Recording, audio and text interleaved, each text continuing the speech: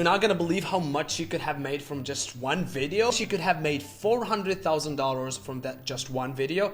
Let me show you what I mean. You can see this is her account, and this is the video that I was talking about, and she's got over 40 million views. All she could have done is go to Google and type in Amazon Associates and then just click on this link. You can see Amazon will pay her up to 10% in associate commissions. This is the same product in the video, and it's being sold for $22. All she had to do, guys, after she got her account set up is go to this product page and go to get links, and then just grab this affiliate link. Price of the product is $22, and Amazon pays you up to 10% in commission, so that comes to $2.20. Got over 40 million views. If only less than 1% buy from that video, that's 200 sales times 2.2 comes to $440,000 in profit. The money she could have made. This actually reminds me of the guy who traded 10,000 Bitcoins for pizza. This is called affiliate marketing. What you do is you promote somebody else's products or services in exchange for a commission. In our case, it's Amazon. I want to learn how to do affiliate marketing with less views and less followers and still make thousands of dollars?